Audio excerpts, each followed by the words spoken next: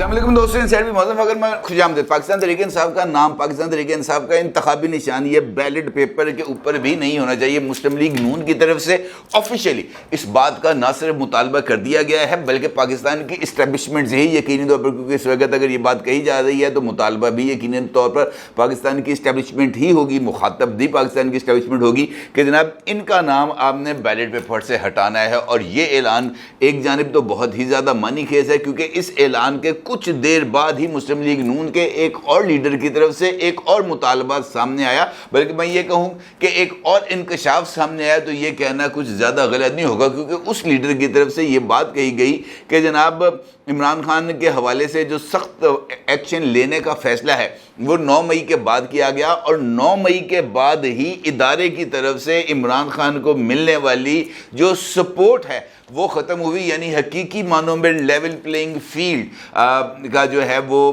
جو خواب تھا وہ جو ہے وہ تعبیر کو پہنچا۔ یہ جو انکشاف یا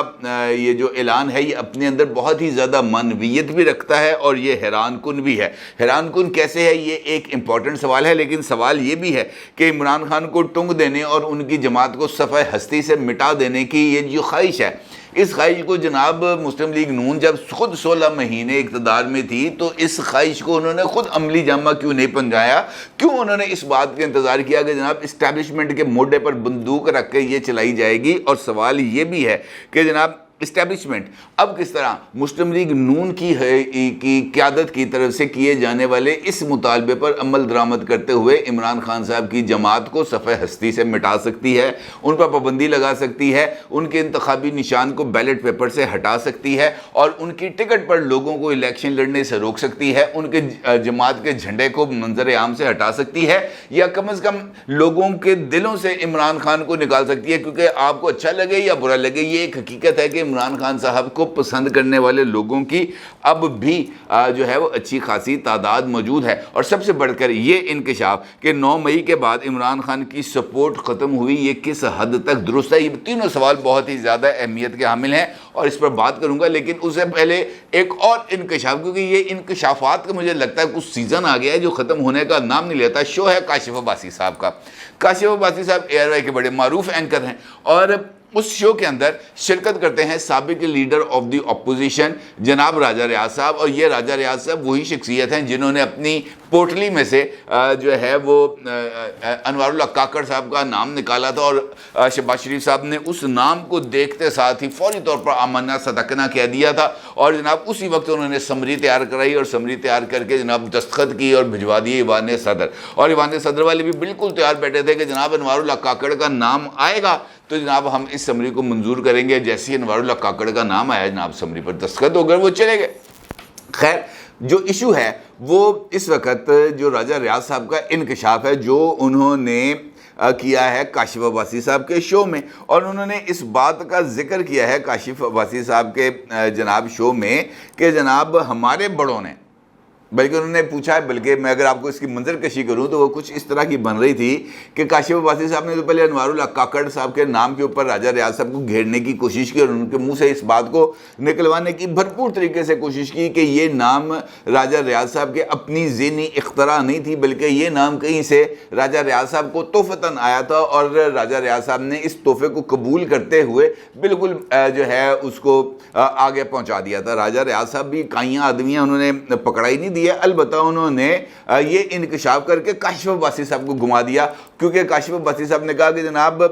الیکشنز کے بارے میں بتائیں کہ اب الیکشنز آپ کیسے ہوں گے؟ تو آپ کو پتہ راجہ ریاض نے کیا کہا اور کاشف عباسی کو کہا؟ انہوں نے کہا جناب آپ کے پاس کاپی پینسل ہے؟ انہوں نے کہا ہاں جی ہے، کاغذ ہے اور پین بھی ہے۔ تو انہوں نے کہا جناب وہ کاغذ اپنے سامنے رکھیں اور قلم اپنے ہاتھ میں رکھیں۔ انہوں نے کہا جی کر لیا۔ کہتا ہے اب میری بات کو آپ نوٹ کر لیں، یہ میں آپ کو آن ایئر کہہ رہا ہوں، آپ کے سامنے یہ تحریر لکھوا رہا ہوں۔ انہوں نے کہا جی کیا؟ انہوں نے کہا جناب الیکشن 15 فروری سے 7 دن آگے یا 7 دن پہلے ہوں گے۔ انہوں نے کہا جی یہ کیا مطلب؟ انہوں نے کہا جناب بڑوں نے اس بات کا فیصلہ کر لیا۔ انہوں نے کہا جناب کیڑے بڑے آگے تاڑے؟ انہوں نے کہا جناب یہ میں آپ کو نہیں بتا سکتا۔ اس سے پہلے اس بات کے اوپر جو ہے وہ بحث مباحثہ کیا جا رہا تھا کہ انتخابات کو مارچ میں یا مارچ کے اینڈ میں یا اس سسٹم کو تھوڑا سا آگے بڑھایا جائے، لیکن نگران سیٹ اپ کے آنے سے پہلے بڑوں نے اس بات کا فیصلہ کر لیا ہے کہ یہ جو الیکشنز ہوں گے یہ فروری کے یا تو تھرڈ ویک کے اندر یعنی لاسٹ ویک کے اندر ہوں گے یا سیکنڈ ویک کے اندر ہوں گے، اس سے آگے یہ الیکشن نہیں جائیں گے۔ تو کاشف عباسی صاحب تو اس طرح نا بالکل جسے کہتے ہیں نا کہ دانتوں تلے انگلیاں داب لی، وہ اس طریقے سے پریشان ہو کے بیٹھ گئے۔ پھر انہوں نے اس بارے میں پوچھنا کہ شروع کر دیا کہ جناب کون سے بڑے ہیں، کہاں سے آئے؟ انہوں نے کہا جناب آپ کو بھی پتہ ہے کہ کون سے بڑے ہیں، آپ کو بھی پتہ ہے کہ یہ فیصلے کہاں سے ہوتے ہیں، آپ کو بھی پتہ ہے کہ ان فیصلوں پر عمل درآمد کیسے ہوگا۔ البتہ ان کا یہ کہنا ہے کہ جناب الیکشن اکتوبر میں نہیں ہونے، نومبر میں نہیں ہونے، کیونکہ اگر الیکشنز اکتوبر یا نومبر میں ہونے ہوتے تو نواز شریف بھی واپس آ چکے ہوتے۔ اس کا مطلب یہ ہے کہ راجہ ریاض صاحب اس وقت بہت ہی زیادہ جو ہے نا وہ معاملات میں ان بھی ہیں، اور ان کے اوپر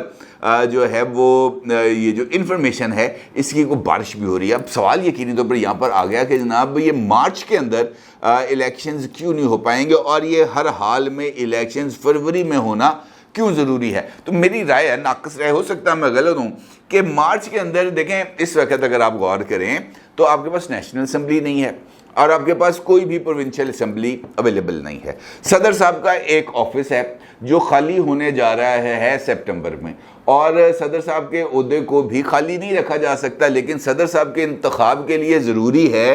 کہ ان کے انتخاب کا جو الیکٹورل کالج ہے وہ انٹیکٹ ہو۔ اب صدر صاحب کا الیکٹورل کالج کون سا ہے؟ سینٹ آف پاکستان اور چاروں صوبائی اسمبلیاں، نیشنل اسمبلی، یہ جو ہے وہ ان کا الیکٹورل کالج ہے، اور یہی الیکٹورل کالج صدر صاحب کا انتخاب کرتا ہے، اور پھر اس کے بعد جناب صدر صاحب اپنا عہدہ سنبھالتے ہیں۔ اب نیشنل اسمبلی بھی اویلیبل نہیں ہے، چاروں صوبائی اسمبلیاں بھی اویلیبل نہیں ہیں، اور مارچ میں سینٹ بھی 50% خالی ہو جائے گا، کیونکہ وہاں پر بھی وہ تمام لوگ جن کا 3 سال کا ٹینیور پورا ہو چکا ہوگا جناب وہ بھی گھروں کو چلے جائیں گے، اور سینٹ کے اندر بھی انتخابات متعلقہ جو ہے وہ پروونشل اسمبلی کرتی ہے۔ اگر پنجاب کی سیٹیں خالی ہوں گی، جتنی بھی تعداد میں خالی ہوں گی، تو پنجاب کی صوبائی اسمبلی اس کا انتخاب کرے گی۔ خیبر پختونخوا ہے، سندھ ہے، بلوچستان ہے، اسی طریقے سے رسپیکٹو اسمبلیز اپنے اپنے نمائندوں کو چنیں گی اور ان کو سینٹ میں بھیجیں گی، یہی ایک طریقہ کار ہے۔ اب اگر مارچ کے اندر آپ کا سینٹ بھی آدھا رہ گیا،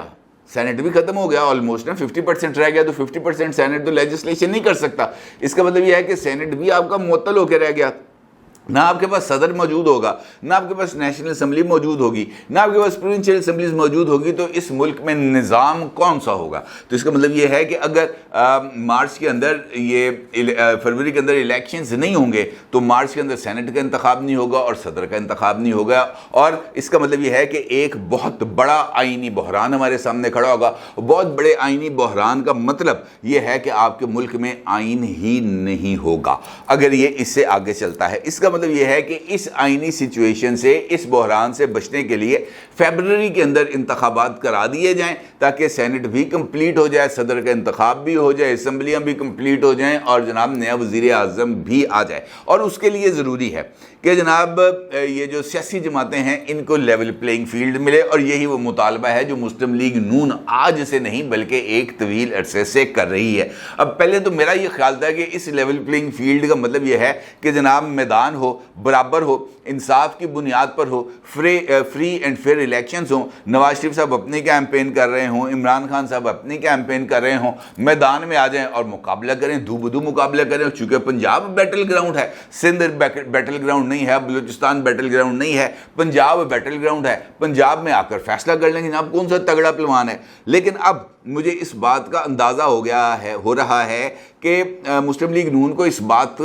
کا کافی حد تک یقین ہے کہ اس وقت اسٹیبلشمنٹ میں عمران خان صاحب کی پسندیدگی کا یا ایکسیپٹنس کا جو لیول ہے وہ بہت حد تک کم ہو چکا ہے۔ 5% بھی نہیں ہوگا، 10% بھی نہیں ہوگا، 1-2% بھی نہیں ہوگا، کیونکہ ادارہ اپنی ایک نظام کے اوپر چلتا ہے۔ اور 9 مئی کے واقعات نے اس بات کا جواز پیدا کر دیا ہے کہ جناب عمران خان کو دیوار کے ساتھ لگا دیا، جو عمران خان صاحب دیوار کے ساتھ لگے ہوئے ہمیں نظر بھی آ رہے ہیں۔ لیکن حالات بدلتے اور وقت بدلتے ہوئے دیر نہیں لگتی، اس میں بھی کوئی دو رائے نہیں ہے۔ اس کی بھی کچھ مثالیں موجود ہیں لیکن ابھی ان کی مثالیں دینے کا ٹائم نہیں ہے۔ خیر، ایشو کیا ہے؟ اب مسلم لیگ نون کو اس بات کا اندازہ ہے کہ جناب عمران خان اس وقت ویکسٹ پوزیشن پر ہیں اور اسٹیبلشمنٹ اس وقت ڈومینیٹنگ پوزیشن پر ہے اور اسٹیبلشمنٹ کے ساتھ ہمارے تعلقات اس وقت آئیڈیل ہیں، لہٰذا گردنہ کرتے ہو، تن کے رہ دو، ٹنگ کے رہ دو. اور اسی وجہ سے رانا ثناء اللہ صاحب ہوں، رانا تنویر صاحب ہوں یا مسلم لیگ نون کے دیگر نمائندین ہوں، ان کی طرف سے آفیشیلی اس بات کا مطالبہ کیا گیا ہے کہ بیلٹ پیپر پر بھی عمران خان کا نام نہیں ہونا چاہیے، بیلٹ پیپر پر بھی پاکستان تحریک انصاف کا انتخابی نشان نہیں ہونا چاہیے، پاکستان تحریک انصاف کی نام کی جماعت ہی پاکستان کے الیکٹورل پروسیس پر نہیں ہونی چاہیے. یہ میں اپنی طرف سے نہیں کہہ رہا، یہ رانا ثناء اللہ صاحب نے کل ایک ٹاک شو ہے اس کے اندر جا کر انہوں نے گفتگو کی ہے شاہ زیب خان زادہ صاحب کے پروگرام میں، اور ان کے یہ جو الفاظ ہیں یہ میں کوٹ ان کوٹ کے اندر آپ کے سامنے پیش کر رہا ہوں. وہ یہ کہتے ہیں، نگران سیٹ اپ کے ساتھ ملک آگے نہیں چل سکتا. 9 مئی کے جتھے کے کسی رکن کو انتخابات میں حصہ لینے کی اجازت نہیں ہونی چاہیے. اور اس کے ساتھ ساتھ وہ اس بات کا بھی ذکر کرتے ہیں کہ جناب اگر یہ جو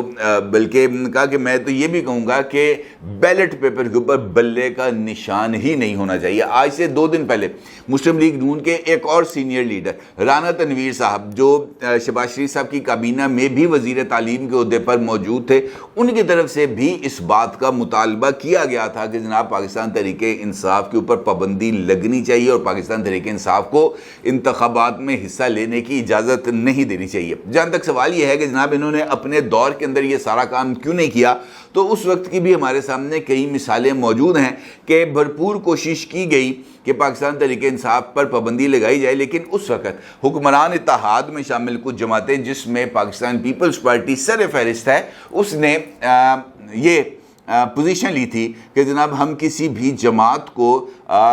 یہ جو اس طریقے سے یعنی ریاستی اقدامات کے ذریعے انتخابی میدان سے آؤٹ کرنے کے لیے تیار نہیں ہے. اور خود مسلم لیگ نون کے اندر سے بھی اس طرح کی باتیں سامنے آئی تھیں. بلکہ اگر میں آپ سے یہ کہوں کہ آصف علی زرداری صاحب کی اس بات پر نواز شریف صاحب نے بھی اوکے کیا تھا کہ ہاں جی آصف زرداری صاحب ٹھیک کہہ رہے ہیں، ہمیں کسی بھی جماعت کو اس طریقے سے منظرنامے سے نہیں ہٹانا چاہیے، تو یہ کہنا بھی غلط نہیں ہوگا. اس کا مطلب یہ ہے کہ یہ جو ساری باتیں کی جا رہی ہیں یہ ایک پریشر ٹیکٹس ہیں، اس کے علاوہ اور کچھ نہیں. البتہ یہ بات ضرور ہے کہ اس وقت یہ جو سیاسی ہنگامہ ہے یہ اب آگے بڑھ رہا ہے، اور سیاسی ہنگامہ آگے بڑھنے کی وجوہات ہیں. اور خاص طور پر اگر میں آپ سے یہ کہوں کہ نگران سیٹ اپ کے معاملے کو لے کر نواز شریف صاحب ہوں یا آصف علی زرداری صاحب ہوں، ان دونوں کو شدید ترین تحفظات ہیں، تو یہ کہنا بھی کچھ زیادہ غلط نہیں ہوگا. کیونکہ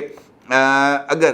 ایسا نہ ہوتا تو پھر شاید مختلف جگہوں کے اوپر یہ جو باتیں چل رہی ہیں کہ جناب نواز شریف صاحب کو بھی آخری وقت میں پتہ چلا، آصف علی زرداری صاحب کو بھی آخری وقت میں پتہ چلا، انصار عباسی صاحب کی آج ایک پوری سٹوری چھپی ہوئی ہے اس پورے واردات میں کہ کس موقع پر کیا کیا گیا، کس موقع پر کس کو آگاہ کیا. اور اس سٹوری پہ انصار عباسی صاحب اس بات کا واضح طور پر ذکر کر رہے ہیں کہ حکمران اتحاد کی میں شامل جماعتیں، چاہے وہ پیپلز پارٹی ہیں یا دیگر لوگ ہیں، انہوں نے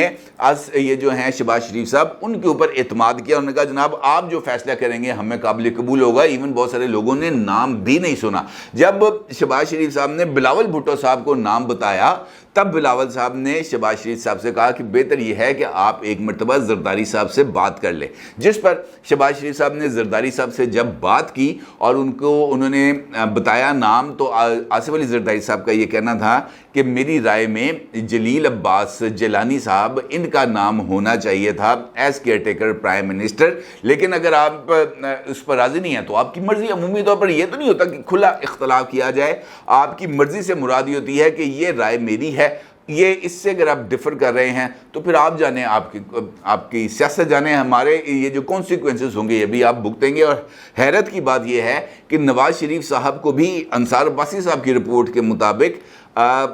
جو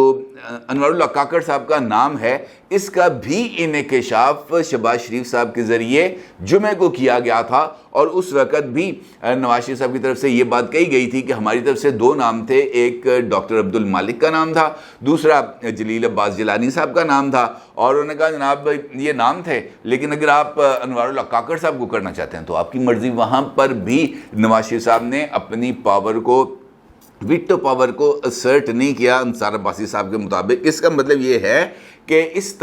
تقرری کے معاملے پر لے کر حکمران اتحاد میں ابھی بھی ریزرویشنز موجود ہیں، اور شاید یہ جو مطالبات سامنے آ رہے ہیں حکمران اتحاد کی طرف سے وہ اسی وجہ سے سامنے آ رہے ہیں کہ وہاں پر اس تقرری کو لے کر ریزنمنٹ پائی جاتی ہے، اور وہ اس تقرری کے معاملے کو آگے لے جا کر اسٹیبلشمنٹ پر کسی نہ کسی طریقے کا کوئی دباؤ ڈال کر ان کو ذرا کینڈے میں لانے کی کوشش کر رہے ہیں، جو ان کا خیال ہے کہ آنے والے دنوں میں ان کے ہاتھ سے نکل جائیں گے۔ اور شاید یہی وہ نقطہ ہے جہاں پر آ کر یہ معاملات مجھے کچھ